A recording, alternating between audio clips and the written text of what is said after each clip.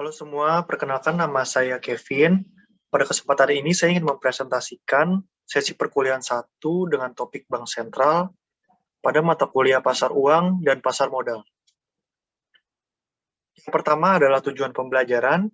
Diharapkan dengan bab ini kita bisa memahami status dan kedudukan Bank Indonesia, lalu bisa memahami tugas dan peran Bank Indonesia di bidang moneter, lalu untuk memahami tugas dan peran Bank Indonesia di sistem keuangan dan sistem pembayaran, kita juga akan menyinggung tentang peran BI dalam keuangan bank syariah di Indonesia. Saya akan mulai dengan sejarah bank sentral di luar Indonesia ya, di dunia. Jadi ini adalah 3 bank sentral tertua. Yang pertama adalah Belanda yang didirikan tahun 1609. Jadi dulu di abad 17 itu Belanda adalah pusat keuangan Eropa. Mereka juga mempelopori berdirinya bank sentral dan penggunaan koin untuk sebagai nilai tukar. Lalu selanjutnya ada dari Swedia dan dari Inggris tahun 1668 dan 1694.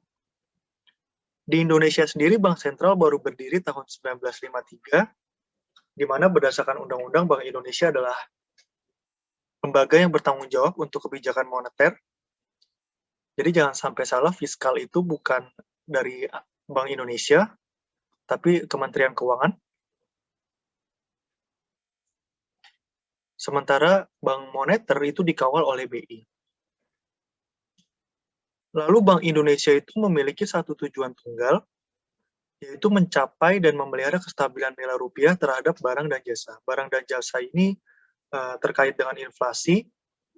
Lalu untuk mata uang asing ini terkait dengan mata uang kita terhadap misalnya USD, Japan Yen, Euro, dan lain-lain. Jadi ini adalah konsep atau pemahaman yang paling mendasar yang menjadi fondasi kepemahaman dari bab ini. Lalu Bank Indonesia melaksanakan tugasnya secara independen, bebas dari campur tangan pemerintah. Jadi berbeda dengan Kemenkeu ya, Kemenkeu itu under presiden, sementara BI itu independen. Kenapa harus independen? Jadi ini memang banyak sekali perdebatan kenapa Bank Indonesia atau Bank Sentral di seluruh dunia itu harus independen ya. Jadi alasannya adalah seperti ini. Political cycle itu pasti berbeda-beda di setiap dunia. Jadi contoh di Indonesia ya, political cycle itu setiap 5 tahun. Apabila kebijakan moneter itu diintervensi, biasanya itu sebelum incumbent itu terpilih melalui pemilihan umum, ada yang namanya relaksasi moneter. Jadi kebijakan-kebijakan ekonomi moneter di daerah ini itu sebisa mungkin dipercantik agar pertumbuhan ekonominya bagus, lalu setelah terpilih itu akan diperketat. Nah, itu tidak boleh terjadi di kebijakan moneter. Itu banyak terjadi di kebijakan fiskal ya, tidak hanya di Indonesia, tapi juga di seluruh dunia gitu. Jadi misalnya sebelum pemilihan umum itu biasanya anggaran untuk BLT itu diperbanyak. Jadi angka-angka kemiskinan, angka-angka pengangguran, itu berkurang dan bisa menjadi sarana jualan untuk incumbent. Dan itu tidak terjadi di Indonesia, tapi juga di seluruh dunia. Nah, kebijakan moneter tidak boleh seperti itu. Kebijakan moneter ini adalah kebijakan yang menaungi uang-uang yang dititipkan oleh kita-kita semua. Jadi uang-uang yang kita titipkan ini tidak boleh sistemnya itu diganggu oleh kepentingan politik. Jadi tidak boleh Bank Indonesia itu diintervensi pemerintah secara teoretikal ya. Namun ya, nasib-nasib ekonomi kita ini dan tujuan ekonomi kita ini adalah tanggung jawabnya presiden. Jadi Bank Indonesia itu tetap tidak bisa bekerja semena-mena dan sendirian. Tetap harus koordinasi dengan pemerintah dan juga DPR karena nasib-nasib ekonomi kita ini tanggung jawab mereka juga. Jadi ini adalah bentuk-bentuk koordinasi antara Bank Indonesia dan kementerian-kementerian. Yang pertama adalah koordinasi keuangan dan ekonomi. Yang kedua adalah APBN ini kan yang dirancang itu dinaungi oleh Kementerian Keuangan ya. Nah, tapi Bank Indonesia itu bisa membantu menerbitkan surat hutang untuk membiayai APBN. Ini adalah salah satu bentuk koordinasi Bank Indonesia. Lalu tata kelola rekening pemerintah itu juga bukan Kementerian Keuangan, tapi melalui Bank Indonesia, lalu memberikan masukan terhadap penyusunan APBN yang dikawal oleh Kementerian Keuangan. Ini adalah bentuk-bentuk koordinasi yang disebut dengan independensi dalam interdependensi. Ini adalah struktur organisasi Bank Indonesia. Bank Indonesia itu punya satu gubernur, dan biasanya deputi gubernur itu berjumlah 4-7 orang. Ini saya dapat dari website Bank Indonesia. Ini adalah 3 fungsi utama Bank Indonesia: kebijakan moneter, kebijakan keuangan makroprudensial, dan juga sistem pembayaran dan pengelolaan uang rupiah. Bank Indonesia juga memiliki kantor selain di Indonesia ya. Ada New York, London, Tokyo, Singapura, dan Beijing.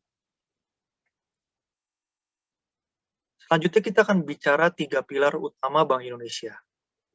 Jadi kalau di website itu dia bentuknya itu seperti rumah dan pilar gitu ya.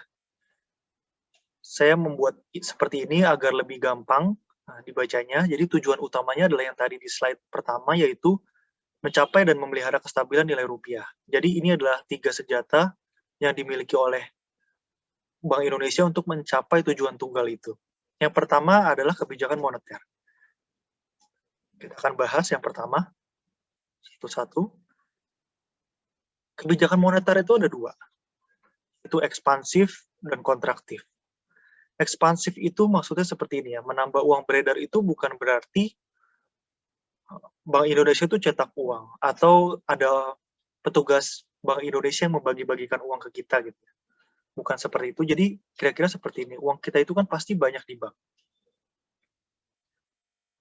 Nah, kebijakan ini tujuannya adalah bagaimana supaya uang itu banyak disalurkan ke kita-kita nasabah atau korporasi, sehingga uang itu bertambah, uang kita atau uang korporasi bertambah, sehingga konsumsi akan naik.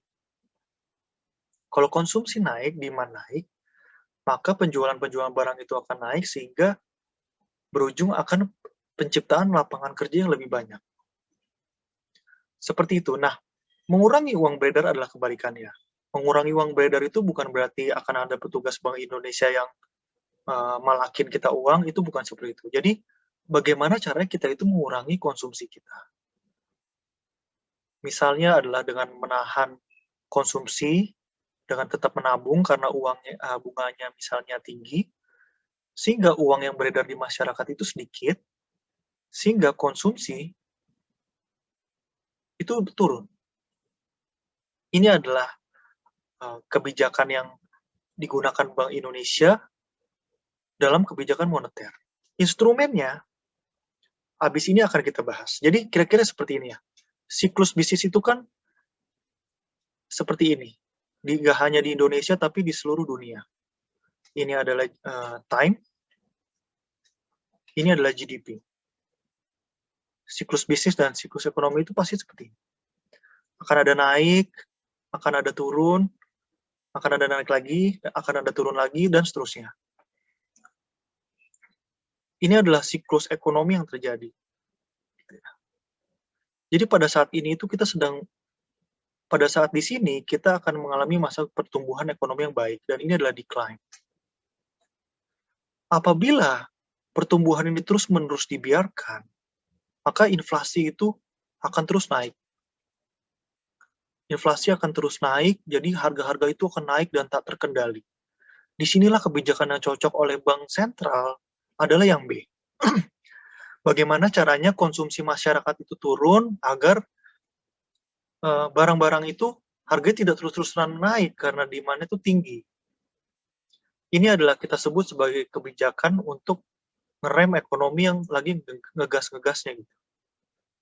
Nah, sebaliknya, apabila kondisi ini terus dibiarkan, maka akan terjadi namanya deflasi. Uang itu tidak berputar di ekonomi dan di pasar. Jadi pengangguran itu akan banyak karena harga-harga itu stuck, penjualan perusahaan itu stuck gitu ya.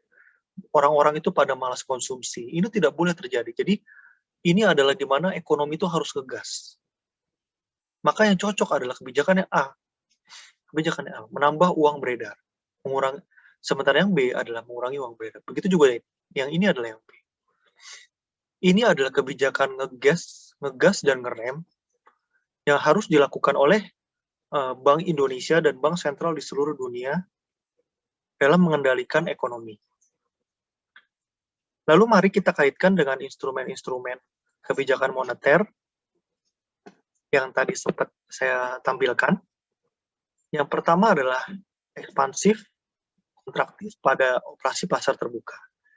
Operasi pasar terbuka pada ekspansif itu adalah membeli surat berharga di pasar.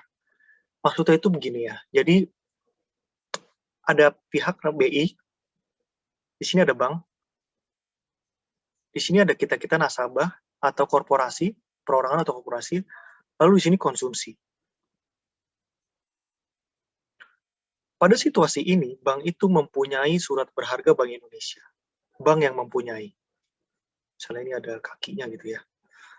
Nah ini, Bank Indonesia membeli surat-surat tersebut di pasar. Bank menyerahkan surat tersebut. Kalau bank itu memiliki uang tambahan, harapannya uang ke nasabah itu akan naik. Uang ke sana, sehingga uang yang beredar itu di masyarakat naik, sehingga konsumsi naik.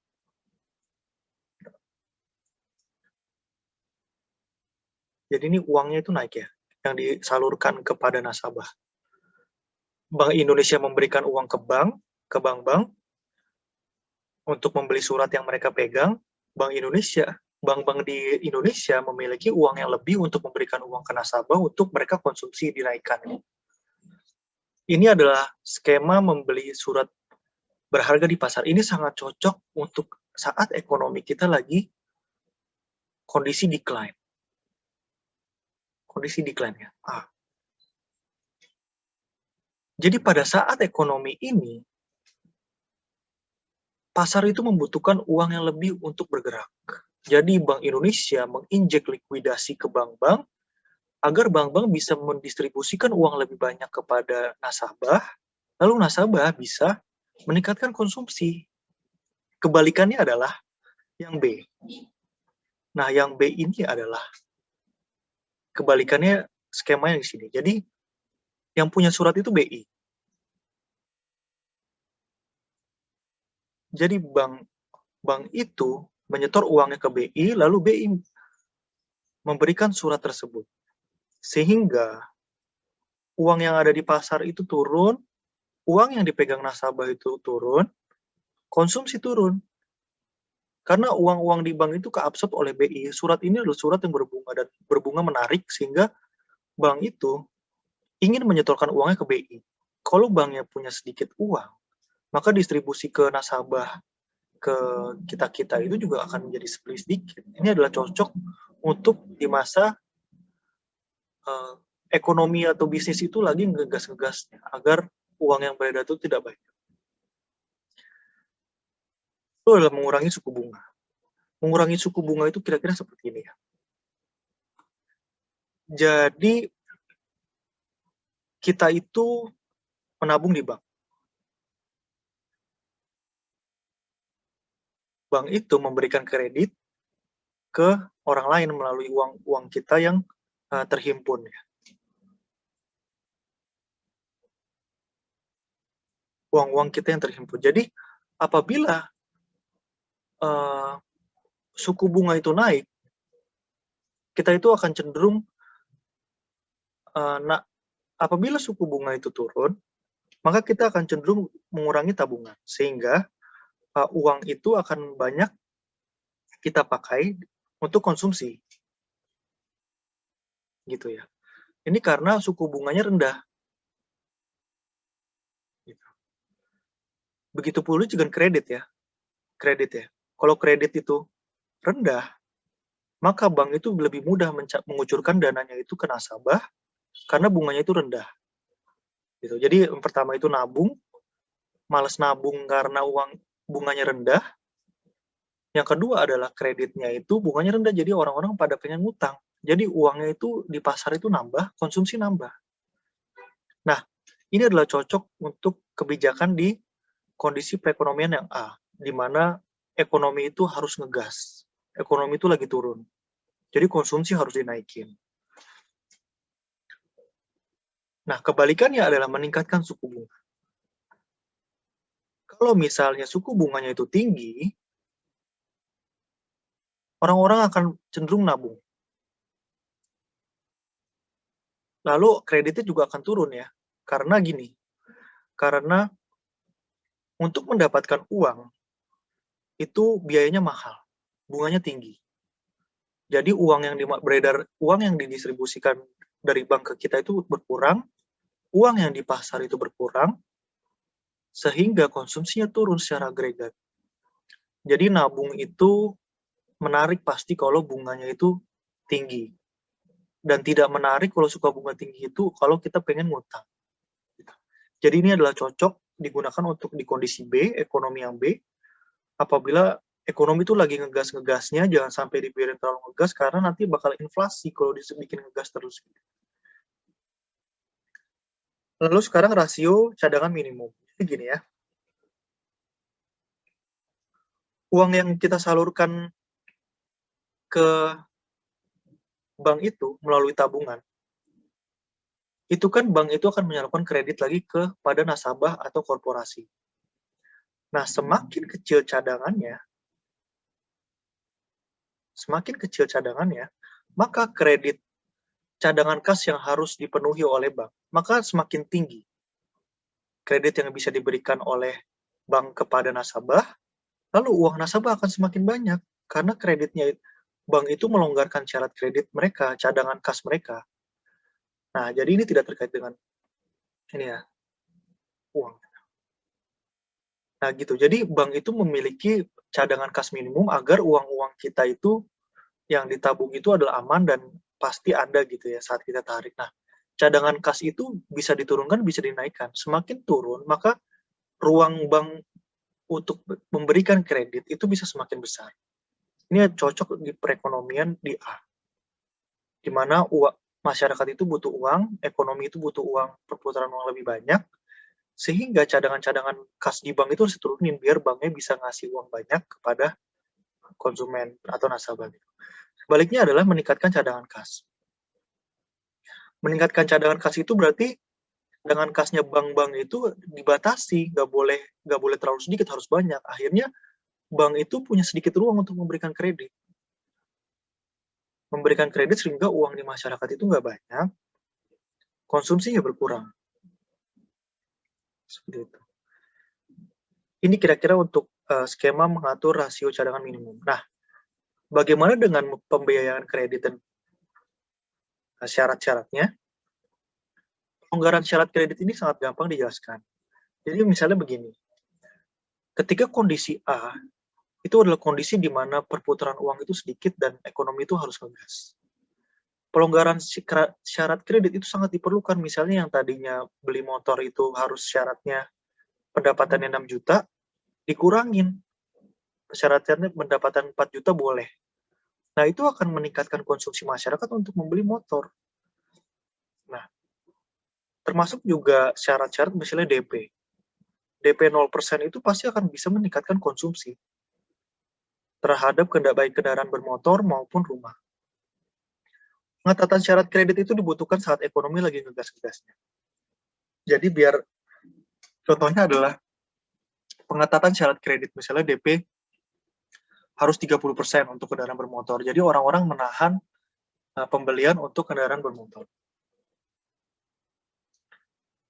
Lalu sekarang kita bicara tentang sistem keuangan.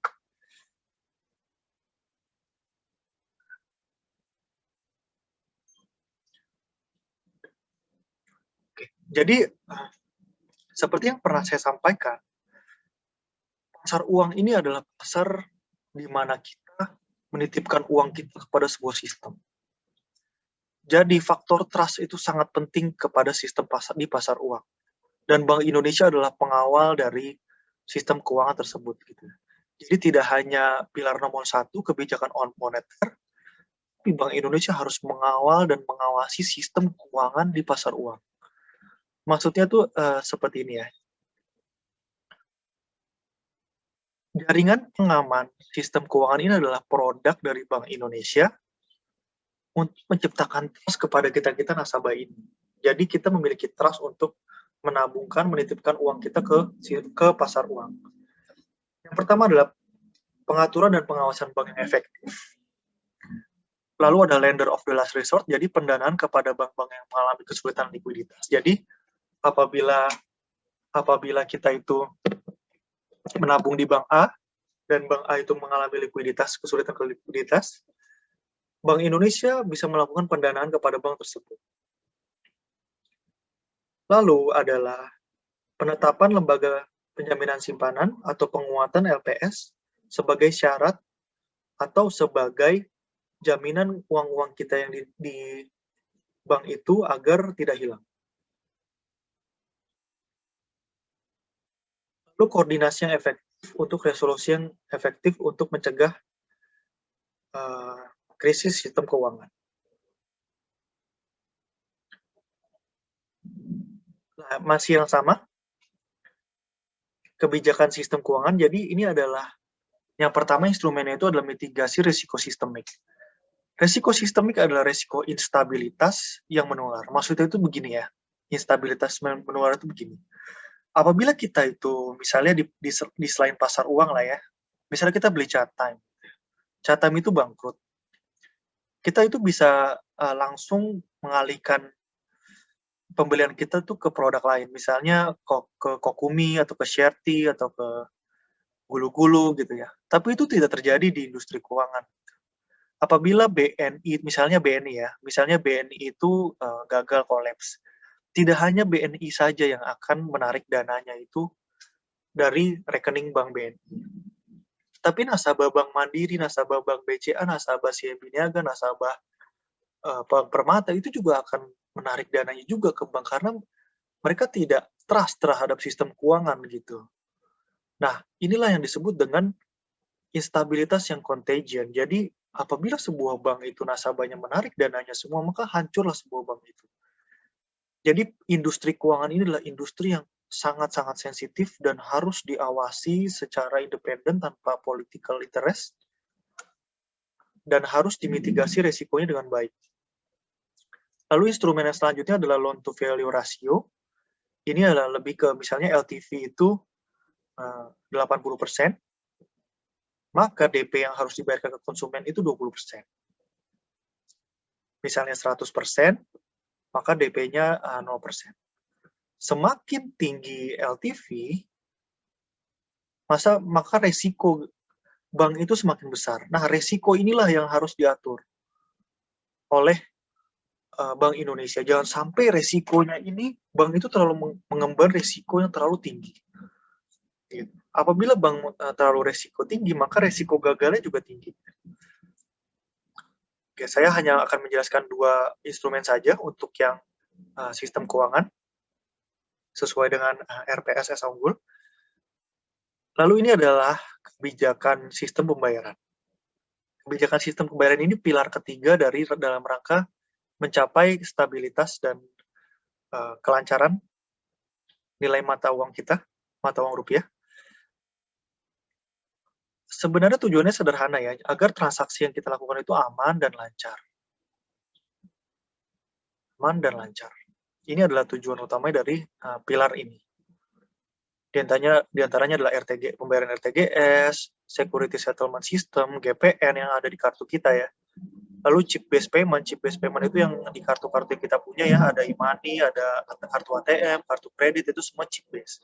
Lalu yang terbaru itu ada QR code-based, server-based, e-wallet, seperti GoPay, OVO, Dana. Di masa depan mungkin akan ada cryptocurrency ya, cuman cryptocurrency ini masih ilegal dan belum ada lembaga siapapun di dunia ini yang mengawasi. Jadi itu masih di bank-bank sentral di dunia itu masih belum menganggap itu adalah metode pembayaran yang aman. Lalu Bank Syariah Indonesia. Bank Syariah Indonesia ini cetak birunya dikeluarkan tanggal 6 Juni 2017. Jadi Bank Syariah dan ekonomi keuangan syariah ini juga dikawal oleh Bank Indonesia dengan 4 hal utama. Yang pertama adalah nilai-nilai dasarnya, kerangka-kerangka dasarnya, strategi dan rencana aksi, dan juga kerjasama dan koordinasi dengan pihak-pihak yang terkait. Ini adalah cetak biru dan penguatan ekonomi keuangan syariah yang diterapkan oleh Bank Indonesia tahun 2017. Ini adalah perbedaan-perbedaan umum dari bank syariah dan bank konvensional. Di antaranya adalah, sebentar saya ganti warna dulu. Kalau bank syariah itu hanya investasi atau memberikan kredit kepada usaha yang halal, sementara bank konvensional itu juga yang haram gitu ya. Lalu untuk sistem return-nya, kalau di bank konvensional itu bunga, kalau di bank syariah itu namanya bagi hasil atau margin. Di bank konvensional itu return yang dibagikan ke nasabah itu bunga tetap, kalau ini bisa berubah-ubah tergantung kinerja usaha dari bank syariah tersebut. Lalu bank konvensional itu hanya profit oriented, bank syariah itu profit dan value oriented. Selanjutnya pola hubungannya, kalau di bank syariah itu kemitraan, kalau bank konvensional itu kayak kita ke bank ya, pasti dibilangnya debitur dan kreditur. Kalau bank syariah itu diawasi, DPS. Kalau bank konvensional itu tidak ada pengawasan. Gambar ini saya ambil dari Otoritas Jasa Keuangan. Itu saja yang bisa saya sampaikan untuk mata kuliah di pertemuan pertama, yaitu Bank Sentral. Untuk pertanyaan bisa dikirimkan ke email ini. Terima kasih atas perhatiannya, segala kekurangan yang mohon maaf.